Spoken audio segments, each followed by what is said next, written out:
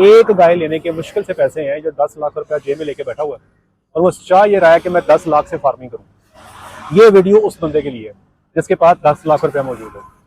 तो मेरे इन 2 महीनों के अंदर जो हम खुद गाय को खुराक दे रहे हैं, एवरेज बंदा 3.5 किलो, 7वें में से 8वें महीने में 3 किलो देंगे और 8वें से 9वें महीने में 4 किलो देंगे।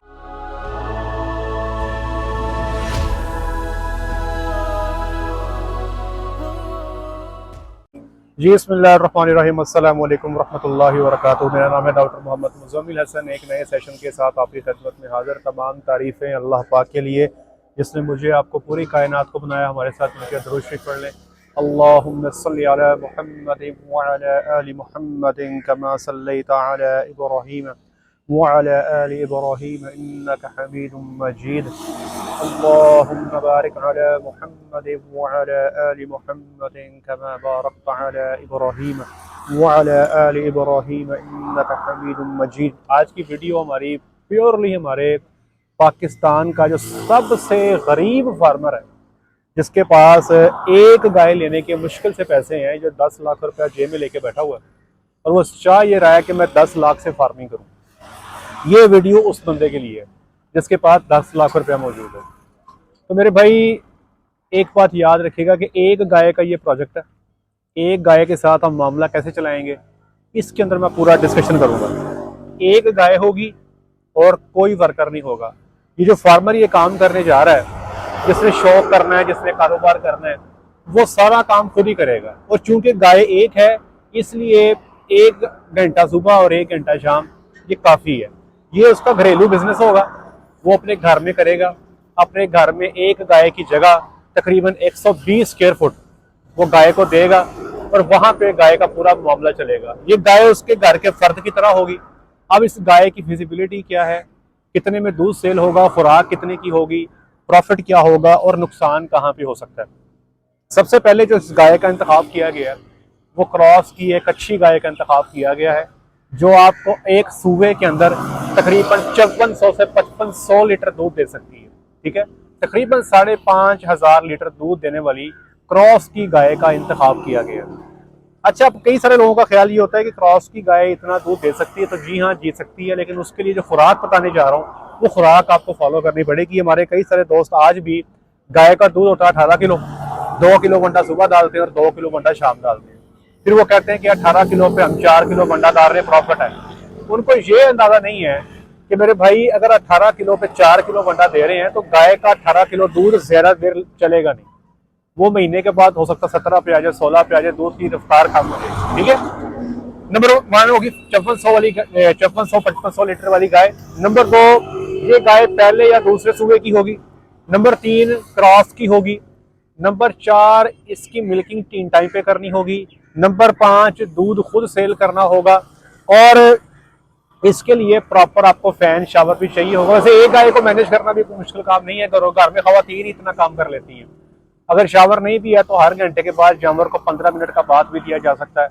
घरों में एयर कूलर होते हैं, आप एयर कूलर भी जो है अपनी गाय को देके, मतलब एक गाय को ठंडा करना कोई मुश्किल काम नहीं है। बहुत बड़ा शेड हो, आपके को 100-150 जानवर हो, वहाँ पे मैनेजमेंट जरा मुश्किल है, लेकिन एक गाय को ठंडा करना कोई मसले वाली बात नहीं है।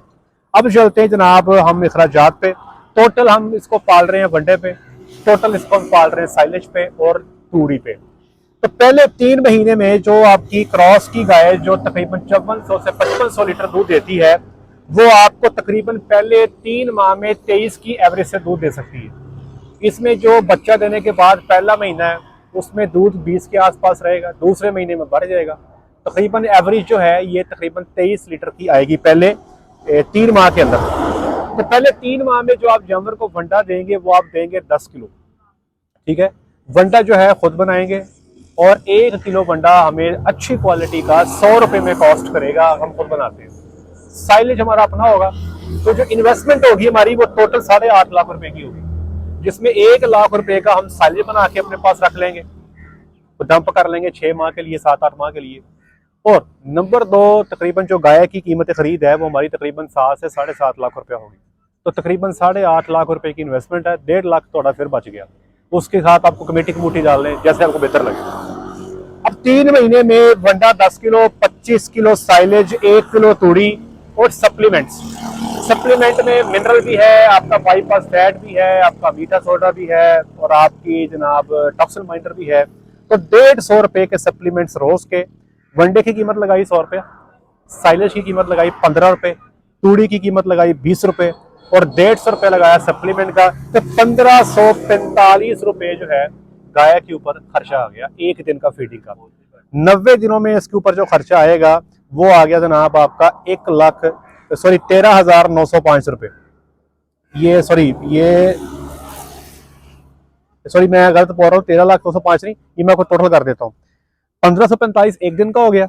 इसके ऊपर पड़नी ओवरहेड कॉस्ट। ओवरहेड कॉस्ट से मुराद आपका बिजली का बिल है, आपको कभी डॉक्टर की जरूरत पड़ गई, वैक्सीनेशन आपने करनी है, डिवर्मिंग आपने करनी है, उसका हमने डाला 3 माह का 27,000। तो इसको जमा कर दें तो ये बन गया जनाब 1,66,050 रुपए। ये जनाब अली खर्चा बन गया जानवर का पहले 3 माह का।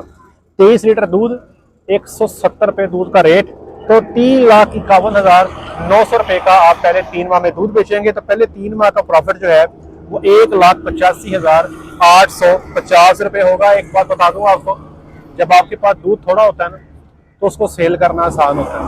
मैंने 170 पे कैलकुलेशन की है, मेरे कुछ भाई हो सकता है 180 पे सेल कर लें, हो सकता है लाहौर में कोई बंदा बैठा 200 में सेल कर ले।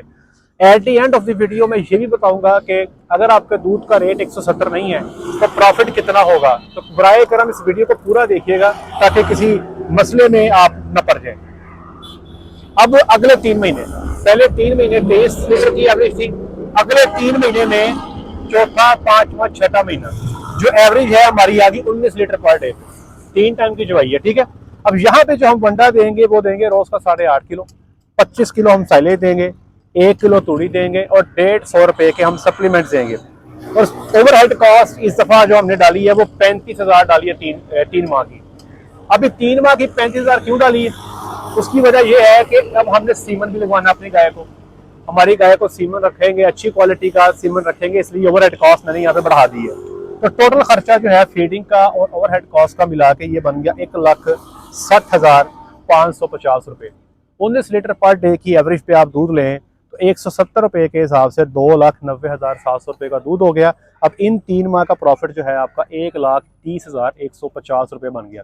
एक चीज मैं क्लियर कर दूं कि मार्केट में जो इसके नीचे बच्चा है वो मार्केट में सेल करके आए हैं, मैं साथ में बच्चा नहीं पाल रहा, ये अकेली गाय को पाला जा रहा है। उसके नीचे जो बच्चा है वो चूंकि अमूमी तौर पर मंडी में बच्चे पीछे नस्ली नहीं होते तो बच्चा हम साथ लेकर नहीं है। तो ये क्रॉस की गाय जो 5400-5500 लीटर दूध देती है, इसको पसमाने के लिए बच्चे की जरूरत नहीं होती, ठीक है। अब आ जाए जनाब 7वां, 8वां, 9वां और 10वां महीना। 4 महीने के अंदर जो इसकी एवरेज होगी वो तकरीबन 14 लीटर पर डे होगी। यहाँ पे जो हम पर डे वंडा देंगे वो तकरीबन 7 किलो, 25 किलो साइलेज, 2 किलो तूड़ी और 150 रुपए के सप्लीमेंट्स। रोज का खर्चा 1265 रुपए, ओवरहेड कॉस्ट 27,000, ये मिला के हो गया 1,78,800 रुपया। जो दूध हमने बेचा 14 लीटर 170 रुपए के हिसाब से वो हमारा 2,85,600 रुपए का दूध बन गया। प्रॉफिट हमारा बना 1,06,800 रुपया। ये हमारा इन 4 महीनों का प्रॉफिट बना। अब आइडियली तो 10 महीने के बाद हमें गाय को खुश करना है, क्योंकि पहले 3 महीने में जब ये दूध दे रही होती है तो उसको कोशिश करना है as early as possible pregnant किया जाए 100 दिन के अंदर अंदर। आइडियल सर्कमस्टांसिस में हमारी गाय 100 दिन में प्रेग्नेंट हो जाती है। जिसको ये खुराक मिलनी है, ये सप्लीमेंट्स मिलने हैं, वो इंशाल्लाह हीट में भी आ जाएगी और इंशाल्लाह होल अजीज बड़े अच्छे चांस है गब्बन भी हो जाएगी। अब 2 महीने हैं उसके ड्राई के, यहाँ पे 2 महीने की बजाय हमने 70 दिन का एक्सपेंस काउंट करना है, क्योंकि गायें जो है अमूमी तौर पे 280, 285, 275, 278 दिन पे बच्चा देती। तो इन 2 महीनों के अंदर जो हम खुद गाय को खुराक दे रहे हैं, एवरेज वंडा 3.5 किलो, 7वें से 8वें महीने में 3 किलो देंगे और 8वें से 9वें महीने में 4 किलो देंगे। तो ये एवरेज वंडा हमारा बन गया 3.5 किलो। साइलेज यहाँ पे देंगे 17 किलो, 1 किलो तूड़ी देंगे, तो ये बन गया रोज का खर्चा 650 रुपया। और आखिरी महीने में गाय की अच्छी तैयारी के लिए हमने गाय को क्लोजअप प्रीमिक्स का इस्तेमाल करवाया। तो ये जो खर्चा हमारा बन गया, जिसमें दूध बिल्कुल नहीं आया, ड्राई पीरियड का ओवरहेड डाल के ये बन गया 60,500 रुपया, जिसमें 15,000 रुपया हमने ओवरहेड कॉस्ट शामिल कर दी। अब हम देखते हैं कि हमने क्या बचाया और हमारा प्रॉफिट क्या हुआ, प्रॉफिट की परसेंटेज क्या हुई। टोटल हमारा खर्चा जो हुआ इस पूरे प्रोसीजर में, जो खुराक पे था और ओवरहेड कॉस्ट पे था, ये तकरीबन 12 महीने 1 साल का खर्चा है जी, ये 5,65,900 रुपया बन गया। दूध हमने 170 रुपये लीटर के हिसाब से बेचा, 9,28,200 रुपये का, और जो हमारा साल का प्रॉफिट था वो हमारा 3,62,300 रुपये हो गया। याद रखिएगा कि इसमें मैंने जो ड्राई पीरियड है वो उसका खर्चा माइनस कर दिया। 3,62,000 रुपया प्रॉफिट है। अच्छा, जब गाय ने बच्चा देना उसके नीचे बछड़ी होगी इंशाल्लाह, क्योंकि आपने सेक्सी में रखवाया है, तो यहाँ पे 30,000 रुपया आप उस बछड़ी की कीमत भी ऐड करेंगे जो कि आपका एसेट है। ठीक है जी।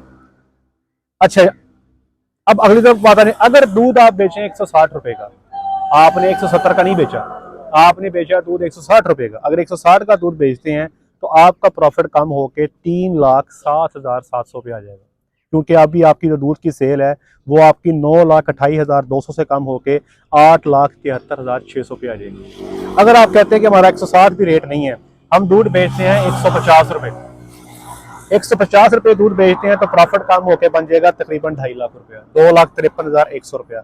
अगर आप दूध बेचते हैं 140 का तो प्रॉफिट रह जाएगा 1,98,500। अगर आप दूध बेचते हैं 130 रुपए का तो प्रॉफिट रह जाएगा 1,43,900।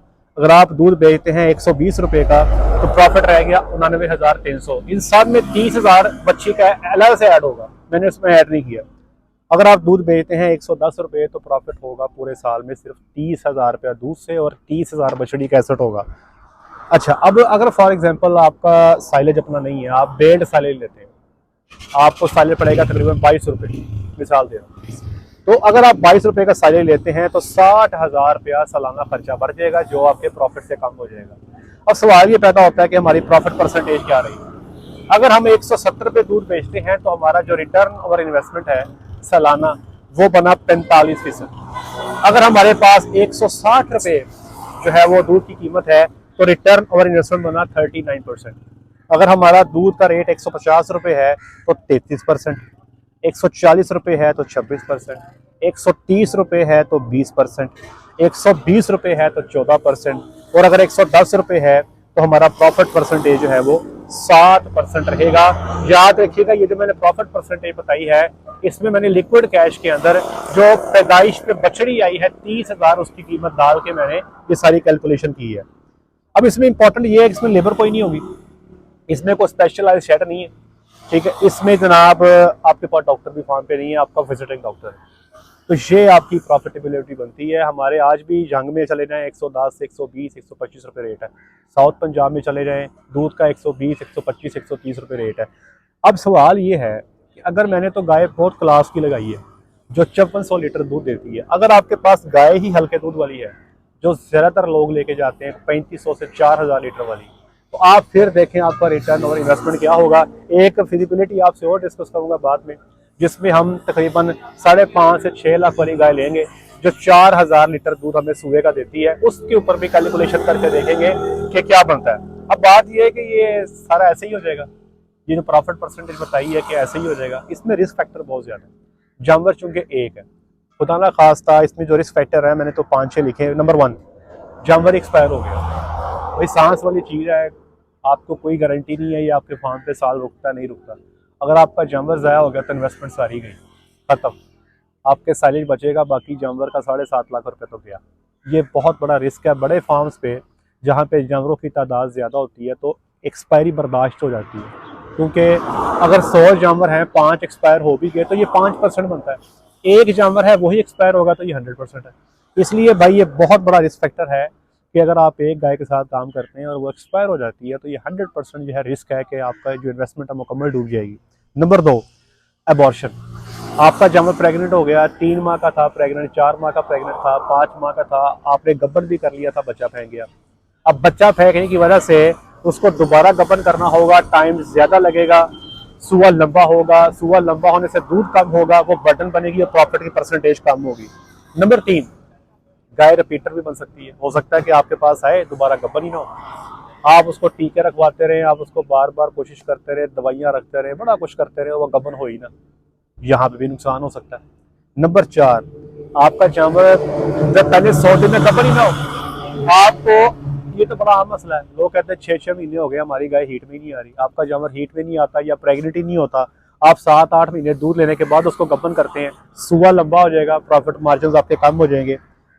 मेस्टाइटिस, अगर आपके जानवर को साड़ू हो गया, साड़ू पे मेडिसिन का कॉस्ट भी होगी, और अक्सर औकात ऐसे होता है साड़ू के नतीजे में दूध नहीं आता, दूध कम हो जाता है। हो सकता है जानवर को साड़ू हो जाए, पर ये जो 5400 लीटर दूध लेना था ये हमारा 4500 रह जाए, या 5000 रह जाए, या 4000 रह जाए। बीमारी, कोई बीमारी ऐसी आ गई जानवर को मैं कहता हूँ डायरिया हो गया, मोक लग गई, और वो उसका या मिता बार बार बंद हो रहा है, या उसके नीचे जो है, जाड़ के नीचे जो है वो स्वेलिंग हो गई है, या उसको टीआरपी का केस बन गया। 100 बीमारियां जानवर को लाक हो सकती हैं। जानवर को लेमनेस आ गई है, जानवर लंगड़ा हो गया, ठीक है जी। इन तमाम केसेस में आपकी जो फिजिबिलिटी है वो बढ़ जाएगी। और याद रखें, क्योंकि जानवर सिर्फ एक है, इसलिए हम इन चीज़ों को अफोर्ड ही नहीं करते। इसलिए मेरे भाई, अक्सर लोग ये कहते हैं ना कि हम जानवर 2 रखना चाहते हैं तजर्बे के लिए, तो भाई ये तजर्बा यहाँ पे इस करके फेल हो जाएगा कि अगर खुदा ना खास्ता एक्सपायरी हो गई, लेमनेस आ गई, रिपीटिंग आ गई, प्रेगनेंसी लेट होगी, अबॉर्शन होगी, तो सारी की सारी फिजिबिलिटी की धज्जियां उड़ जाएंगी। लेकिन अगर ये चीज़ें नहीं होती और सब कुछ एज पर आइडियल चलता है, तो फिर तो जनाब प्रॉफिट मार्जिन मैंने आपको डिस्कस कर दी है, वो आपके सामने, फैसला आपने करना है। सांस वाली चीज़ है, सब कुछ हो सकता है। लोग हमसे भी गैया लेके जाते हैं, कहते हैं 5-6 सुबह दे देंगी, तो हम तो कहते ज़रूर है कि भाई 5-6 सुबह दे सकती है, इसकी कैपेसिटी है, लेकिन सांस वाली चीज़ की 100% गारंटी नहीं होती। बीमारियां पाकिस्तान में आती जाती रहती हैं।